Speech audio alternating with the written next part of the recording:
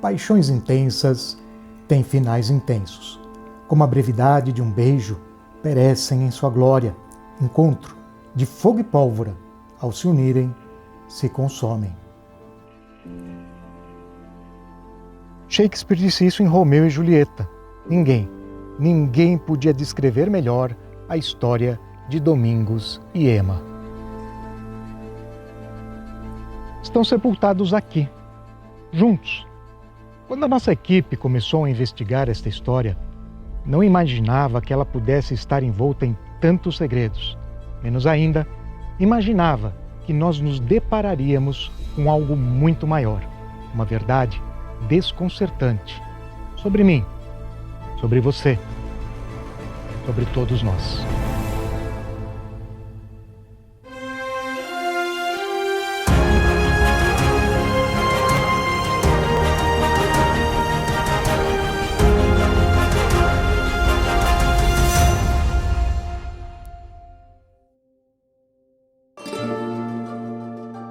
Nós estávamos pesquisando um outro caso, quando nossa equipe se deparou, em meio aos documentos antigos, com a história de Domingos e Emma.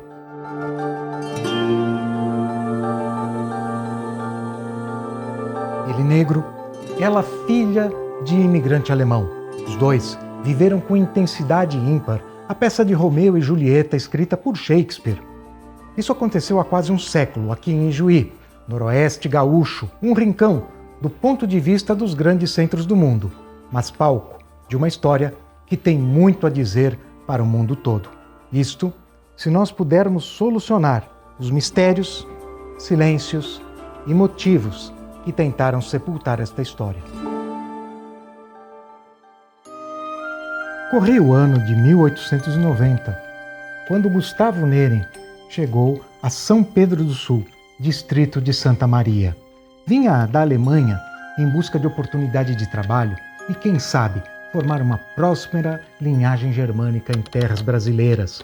Foi lá que ele conheceu a jovem Maria, também filha de imigrantes teutônicos. Casório simples, dentro da etnia. Como simples seria a vida deles enquanto construíam um futuro para a família Neren. Decepção, trabalho duro, assim foram os primeiros anos. Dificuldades para colocar o pão na mesa, mas Gustavo não desistiu. Em 1916 veio a recompensa. A família Neren conseguiu uma porção de terra para plantar na recém-emancipada Ijuí, noroeste colonial gaúcho. Enfim, a família tinha um belo futuro pela frente. Apinhados no casal, 7 filhos, e com apenas 1 ano de idade. Emma vinha no peito da mãe, sendo amamentada de leite e esperança.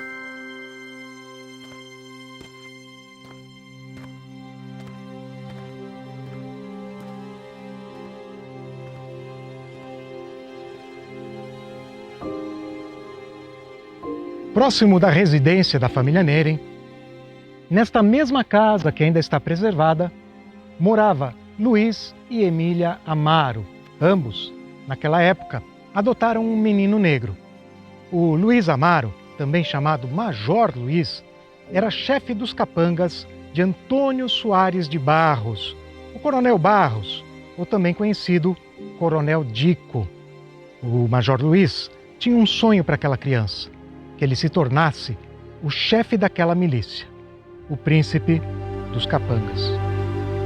No período em que esses fatos aconteceram, o Brasil ainda vivia o fenômeno do coronelismo. E aqui na nossa região, aqui em Juí e em Alto da União, não era diferente. Você também tem a colonização, né? Você tem várias etnias, vários grupos étnicos com diferentes formas de pensar, de agir, com uma cultura muito diversificada, né? Nós tínhamos os chimangos, né, que eram ligados ao Júlio de Castilhos e depois ao Borges de Medeiros, né? E do outro lado nós temos também os maragatos, né, que eram ligados ao Assis Brasil, né, que eram mais federalistas, né? Então tu tem essas duas forças contraditórias, né, inimigas mesmo, que geram uma série de conflitos e até mesmo conflitos violentos, né? Pode-se supor que muitos desses imigrantes, a princípio, não queriam se envolver, preferiam não se envolver diretamente, né? As vidas do garoto e da menina corriam paralelas. Embora vivendo sobre o mesmo chão, eles estavam em universos completamente diferentes. Domingos Soares Cavalheiro, o menino negro, era criado em meio à horda de capangas. Foi confiado à sua tutela ao mestre Damasceno, que conhecia muito bem as artes da milícia. O pequeno Mingo estava sendo orientado para a lealdade incondicional, para ser o chicote do coronel, às vezes, a adaga. Por outro lado, a pequena Ema, de etnia germânica, estava sendo criada para ser esposa, mãe, dona de casa dedicada. O pai Gustavo morreu cedo e, por isso, deixou a caçula aos cuidados de Dona Maria e dos irmãos mais velhos, que zelavam muito por ela. A formosa Ema debutou. Aos 15 anos, seguia sendo preparada para um casamento dentro da etnia, para se tornar uma dona de casa exemplar. Ao mesmo tempo, Mingo estava sendo preparado pelo mestre Damasceno, a fim de se tornar um capanga do coronel. Quando chegou aos 20 anos, Domingos já era respeitado por sua valentia e num baile arrumou uma confusão e precisou ser apoiado por um alemão que acabou brigando junto com ele e os dois se tornaram grandes amigos. Se tratava de Frederico Nering, filho de Gustavo e Maria e irmão de Ema. Os dois acabaram formando uma grande dupla, o negro e o alemão.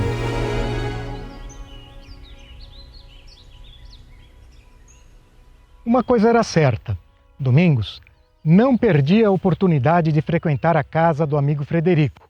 Aliás, arrumava desculpas para isso. Era ali que ele trocava palavras com Ema, provavelmente até mesmo juras de amor. Aos olhos azuis da jovem germânica, aquele rapaz respeitado em toda a região, valente, seria o homem que conquistaria o mundo por ela. De algum modo, ela tinha razão. Domingos estava conquistando o seu próprio mundo interior. Dizia para todo mundo que estava apaixonado por Ema, dizia para todos que não queria mais ser capanga, que queria ser homem de família, chefe de família, que queria viver longe de toda e qualquer violência, longe da maldade. Nós procuramos alguém com uma trajetória semelhante, órfão, menino negro, mas hoje vice-presidente da Casa Afro, vereador na Câmara de Vereadores de Ijuí. Nós estamos falando de Paulo Braga, que nos recebeu na Câmara para uma conversa. Paulo, você hoje é um líder, não apenas um líder na sua comunidade, mas um líder em toda a sociedade local. Uma referência nesse sentido. E a sua plataforma é de justiça, igualdade e inclusão social. Por quê? Primeiramente porque eu venho de um povo muito humilde, né? Eu sou filho de mãe solteira. Além de tudo, sou preto, periférico, LGBTQIA+, né? Enfim, isso já se passou 13 anos da minha aceitação, né? Ou eu me aceitava ou eu me matava. Essa é a sua identidade como ser humano, ou seja, ou você tem essa identidade, a possibilidade de vivê-la, ou você diz, eu me mataria, quer dizer, você não teria condições de existir. Exatamente, porque a sociedade já tinha me matado, né? E as pressões, as agressões psicológicas, né? Os apelidos que se dá, ainda mais tu morando na periferia, é muito grande, né? Então tu tem que ser muito forte para você se aceitar, para você viver nesse mundo, né? Hoje, né? Resistir, né? Existir e resistir. Mingo tinha o coração da amada devotado a ele. Ema tinha um impetuoso amado disposto a lutar por ela. Um amor capaz de superar qualquer obstáculo. Mas aos olhos da sociedade, não era assim. A sociedade via de um modo diferente. Para a sociedade, essa era uma relação antinatural. Começaram as fofocas, as malícias, e eles teriam de enfrentar isso se quisessem ficar juntos. As pistas parecem indicar que Domingos e Ema não tiveram escolha. Eles simplesmente não podiam ficar juntos.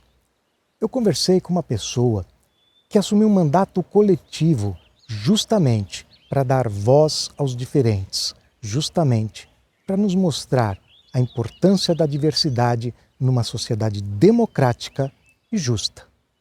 Além de ampliar a democracia, também amplia o nosso conceito, a nossa ideia de diversidade, de respeito às diferenças, de busca de entendimento nesse ambiente, nesse cenário humano de diversidade? Amplia. Ainda mais quando a gente for falar um mandato coletivo de 5 mulheres extremamente diferentes, desde as suas cores, desde as suas expressões, de uma cor, de outra cor, que vem de lugares diferentes, que vem de idades diferentes, dentro de um próprio mandato, que é a expressão da institucionalidade que a gente tem hoje. Então, isso é uma expressão de diversidade, né? Até dentro das nossas próprias orientações sexuais ali dentro do mandato. É uma expressão de diversidade muito grande. E quando a gente conversava um pouco antes de iniciar a gravação, você citou isso para mim, que as pessoas que têm a sua voz sufocada não encontram alternativas senão colocar fim à sua trajetória. Um mandato coletivo, outras iniciativas deste mesmo tipo, evitam essa tragédia cotidiana, que às vezes a pessoa não bota fim na vida literalmente, mas na prática ela não tem direito à vida. A gente tem uma concepção no Ocidente de importância como a vida o bem mais importante, quando na verdade é a nossa dignidade. A partir do momento em que não está mais digno esta vida, LGBTs, por exemplo, colocam um ponto nisso. É difícil, raro, sentar numa rodinha onde tem vários LGBTs e não ouvir várias histórias de tentativas, de alguns que até conseguiram. Tudo em busca do quê? Em busca da vida digna, em busca de ser quem é, em busca da felicidade, em busca de poder ser quem é numa sociedade que sufoca e que principalmente corta a voz. Eu acho que um pouco disso cabe na história do Domingos e da Ema, né? Eles estavam fora do padrão do mito do amor romântico, que é o homem branco, né? A mulher branca, juntos, um casal, aquilo de propaganda de margarina que a gente vê, né? Eu acho que entra muito na história do Domingos e da Ema um pouco nesse sentido, a desconstrução do mito do amor romântico. Neste ponto, a história se bifurca. Há quem diga que Ema não estava apaixonada por Domingos. Na verdade, ela o temia. O rapaz, criado em meio aos capangas, tinha se tornado tão agressivo que teria saído do controle. Há relatos onde ele enfrenta, de arma em punho, o pai Luiz Amaro, e se não fosse a mãe Emília, ambos poderiam ter se matado. Há relatos em que ele agride a própria mãe. Há relatos que parecem sugerir que Domingos Soares Cavalheiro não foi um Romeu, foi, na verdade, um homem fora do controle. O Domingos foi, se não o primeiro, um dos primeiros filhos adotivos do Luiz Amaro e da Emília. E desde muito jovem ele já começou a ser instruído, né? Intimidações, surras, execuções. Como jornalista, você fez uma matéria a respeito. Você chegou a entrevistar um dos filhos do Luiz Amaro, um dos irmãos adotivos, portanto, do Domingos, que falou dessa violência. Ele já estava com quase 90 anos, e já doente, então a gente foi atrás dele, conversou com ele, e realmente, ele, apesar dele ser bastante jovem na época, ele relata que a violência, as arbitrariedades eram frequentes e eram bastante assustadoras, né? As pessoas desapareciam, as pessoas eram surradas, eram agredidas, sofriam perseguição, né? Ele realmente controlava a localidade com mão de ferro. Talvez seja interessante a gente conversar com mais gente sobre isso, para nós aprofundarmos esta percepção de como Domingos e Ema se sentiam no contexto que eles viviam, diante dos desafios que eles enfrentaram. Um lugar lindo que a senhora mora aqui, era propriedade do seu pai, então? Era. E quando aconteceu a história do Domingos e da Ema, a senhora estava com 9 anos de Mais idade? ou menos mais ou menos isso, sim. É. Então a senhora lembra da época da história, sim. né? E conhecia onde o Luiz Amaro tinha a loja dele. Sim, Como sim. é que era a loja do Luiz Amaro? Era bem sortida, bem com, como é que eu vou dizer, com alimento assim, né? E roupas, tecidos, né? Isso tudo tinha ali na loja. E o primeiro telefone que tinha era ali. E ele atendia as pessoas? Não. Não? Porque ele era major, era autoridade? Era, mas não sabia nada. Não sabia ler, fazer conta, é isso? Não. E quem atendia a loja?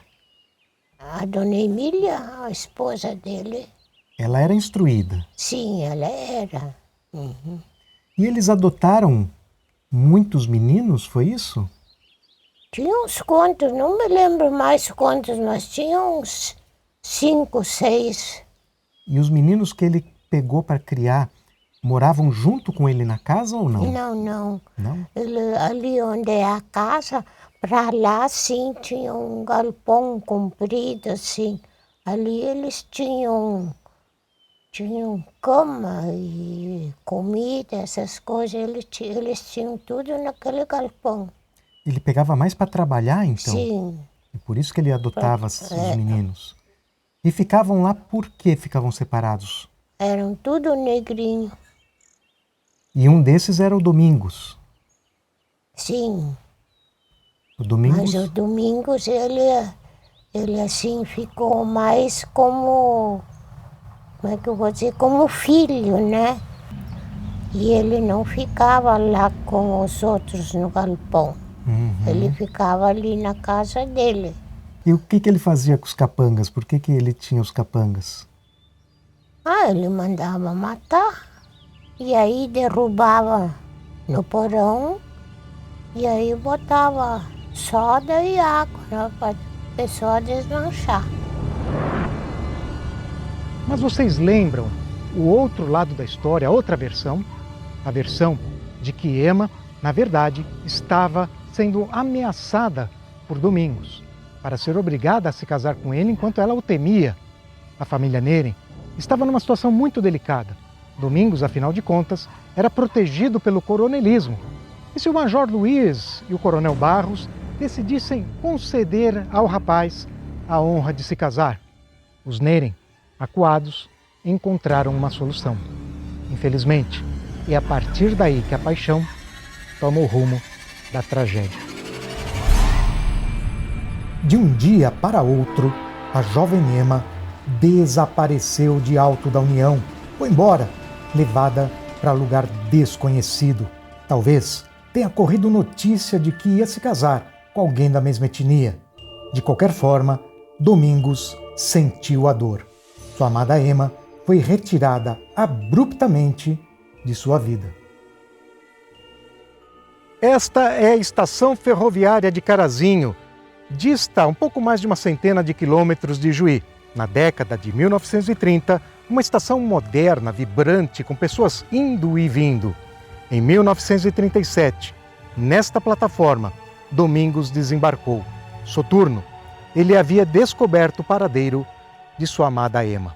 Ema foi trazida para cá para morar com seu irmão Pedro Neren, que havia constituído família. Ela foi trazida justamente para ser separada de Domingos. Mas a grande questão é, a jovem estava aqui à espera de ser resgatada por seu príncipe encantado ou, na verdade, veio fugindo do seu dragão. Domingos foi treinado pelo mestre Damasceno para armar tocaias. Ele era hábil em localizar o alvo, mesmo que tivesse fugido para longe. Investigava suas rotinas, seus caminhos, sabia aguardar o momento certo para agir e sabia agir de modo definitivo. Domingos localizou a casa de Pedro, onde Ema estava escondida. Ficou de tocaia ninguém sabe quanto tempo, mas no final de tarde como este, ele bateu na janela e surpreendeu a sua amada. A partir deste ponto, ninguém sabe dizer exatamente o que aconteceu. Emma teria ficado surpreendida e feliz com a presença de Domingos. Os dois teriam consumado a relação, em seguida tomado um copo de guaraná juntos, morrido e deixado um bilhete afirmando que ficariam juntos para sempre.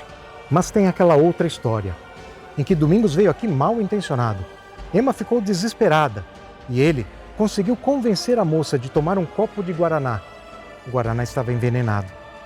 Emma morre. Domingos em seguida toma o mesmo veneno e se suicida, consumando assim a tragédia. Domingos teve suas razões, havia o contexto do coronelismo, dos colonos imigrantes, tudo isso tem sido abordado nos documentos pelas testemunhas. Mas algo está me intrigando. E a menina Emma? Ela não teve oportunidade de escolha. Fosse pressionada por Domingos ou pressionada pela sociedade, Emma acabou tendo sua própria vida ceifada, porque não teve o seu direito de escolher. Para conversar sobre isso, para entender melhor Emma, nós estamos vindo falar com um especialista do direito da mulher. Essa menina, de 23 anos, ela não teve escolhas. E quando a gente olha para ela e traz para os dias de hoje, a impressão é que mudou muita coisa. Mas mudou? A mulher tem encontrado realmente o seu direito na nossa sociedade? Respondendo a tua pergunta, eu diria que sim e que não. Mudou muita coisa e, sem dúvida, houve muitos avanços, né? A luta pelo direito da mulher e da afirmação do feminino e da liberdade, mas, ao mesmo tempo, a gente consegue verificar no dia a dia que algumas coisas permanecem como se estivéssemos há 2000 anos atrás ou antes. É difícil ser delegado da Delegacia da Mulher? É difícil, a delegacia mais difícil que eu já tive. Eu já trabalhei 8 anos na delegacia de pronto atendimento do Departamento de Homicídios em Porto Alegre, né, com muita violência, muita crime. É o extremo da violência, né? Exato. E me chama a atenção, desculpa te interromper, eu quero que você continue, mas me chamou muito a atenção esse ponto de você dizer que é mais difícil do que no setor de homicídios. É mais difícil porque é uma tensão permanente. Eu me sinto como um goleiro sempre jogando porque não consigo deixar de sofrer pessoalmente com os casos, assim. É claro que eu tento lidar com isso para me manter profissional, mas eu também quero me manter humano, então eu opero com a carga emocional, porque também ao operar com a carga emocional é que tu consegue algum efeito que às vezes não aparece nos papéis, não aparece no processo, mas é às vezes o que salva uma vida, né? É difícil às vezes para a vítima perceber o abuso, né? Que aquilo é um abuso e não uma simples briga de casal ou um simples desacordo. E na verdade é uma violência sistemática, às vezes psicológica, às vezes com palavras que não constituem propriamente um vocábulo de xingamento na nossa cultura, mas que vão minando, tirando a força, tirando a autoestima, que inclusive nos dificulta a percepção e inclusive dificulta a percepção da vítima de se enxergar como vítima. É uma violência estrutural ainda? Eu acho que é uma violência estrutural. Eu acho que existe uma violência estrutural na forma como a gente se estrutura como ser humano. Sendo estrutural, a mulher sendo vítima, toda a sociedade acaba sendo prejudicada, sendo afetada por isso? Com certeza, desde a produção de violência, do gasto público que é necessário para prevenir, para reprimir, do quanto que isso efetivamente nos traz resultados, né? E essa violência que circula e é passada de geração em geração. Quer dizer, os filhos estão testemunhando isso, estão aprendendo de alguma maneira. Exatamente, se identificando com os pais e reproduzindo isso através desse processo de identificação futuramente para as próximas gerações, tanto no lugar da vítima quanto no lugar do abusador. E às vezes as duas posições na mesma pessoa ou nas mesmas pessoas. E a outra versão da história nos acompanha também aqui em Carazinho. Segundo essa versão, Emma teria saído às escondidas da casa do seu irmão Pedro e teria vindo encontrar-se com Domingos Cavalheiro no hotel onde ele estava hospedado. Teria sido aqui que o casal, à semelhança de Romeu e Julieta, tomou veneno junto e junto partiu para a eternidade. Honestamente, a nossa equipe não encontrou evidências que levem a uma conclusão definitiva. As duas únicas testemunhas do que aconteceu naquele quarto, em 5 de abril de 1937, são Emma e Domingos, com 22 e 23 anos de idade, respectivamente. Os dois morreram juntos. Mas e quanto ao significado dessa tragédia? Podemos continuar fazendo de conta que tragédias assim não aconteceram e não continuam acontecendo?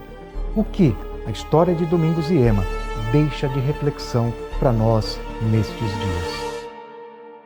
E aí, Cleon, eu penso na família Neren.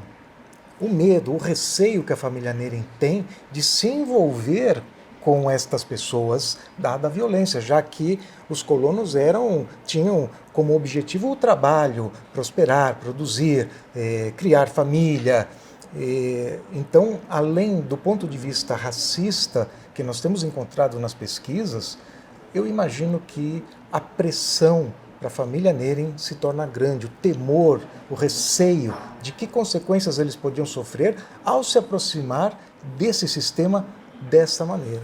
Eu acredito que são esses dois aspectos que influenciaram a família da moça, da Emma, a afastar ela do Domingos, né? A impedir que um possível romance ou união se concretizasse. Com certeza, a questão racial, né, foi fundamental, né?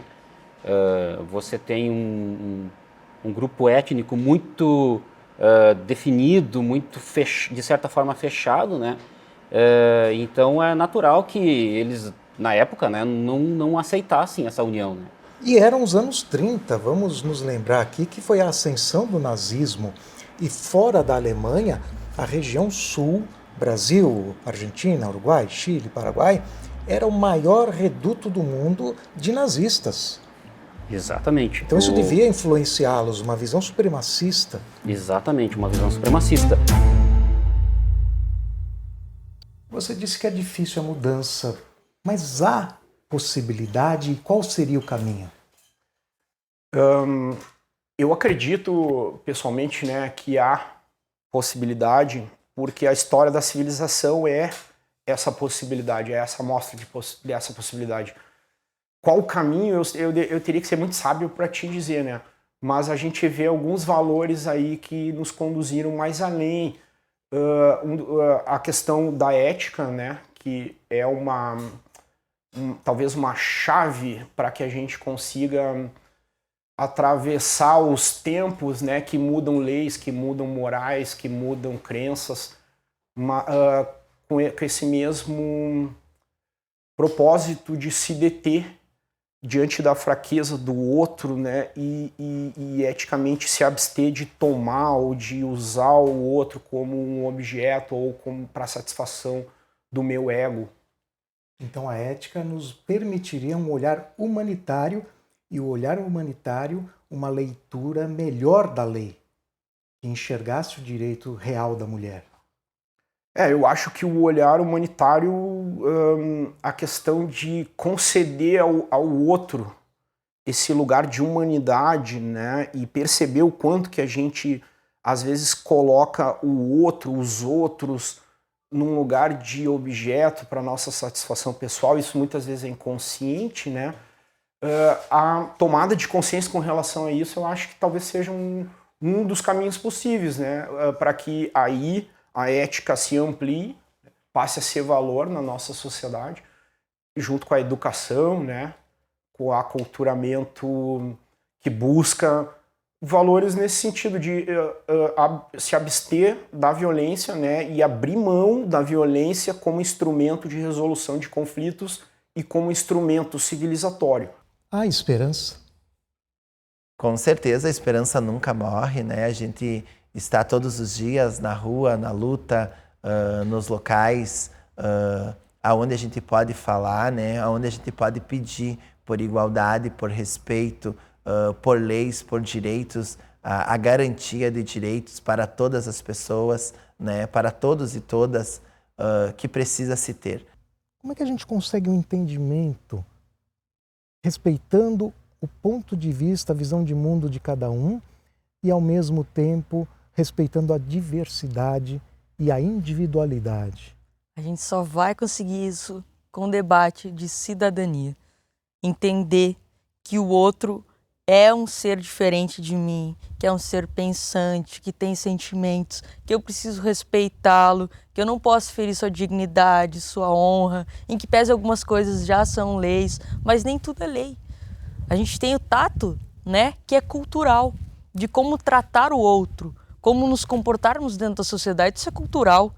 E diz muito sobre a cultura do Ocidente, né, do calor, do abraço, do afeto. Eu acho que às vezes é isso um dos pontos assim que falta para as pessoas, muito desde a escola, ter mais com o colega, com o companheiro, com o amigo, né, a questão do afeto.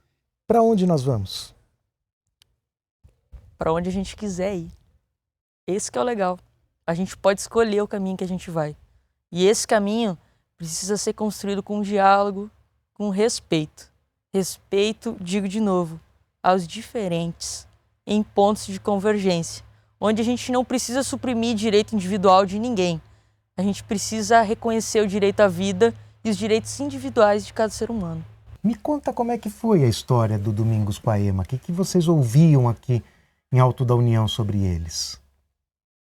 Porque os pais da Ema não queriam o casamento, né? E eles não queriam porque ele era peão, porque por causa do Luiz Amaro, eles tinham medo também? Eles tinham medo dele também. Uhum. Por que a família da Ema não queria que casasse com Domingos?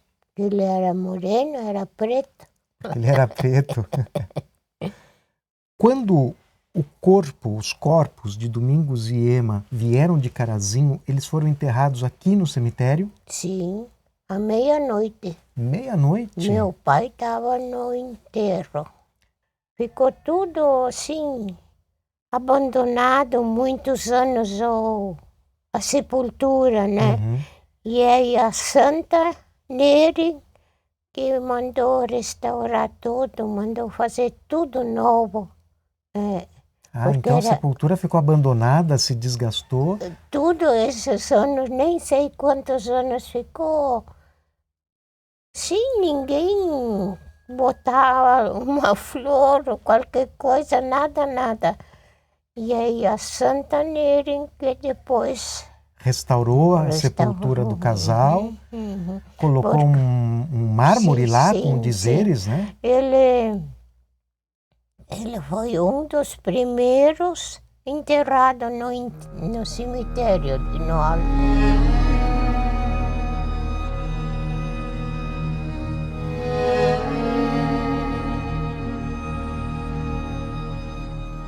Capangas trouxeram os corpos do casal de Carazinho para aqui, em Juí.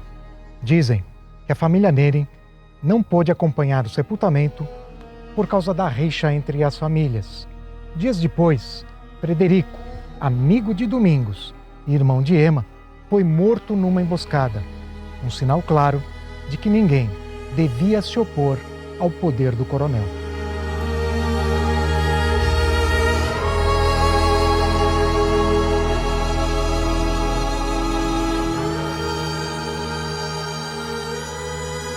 Domingos e Ema foram vítimas de violência estrutural?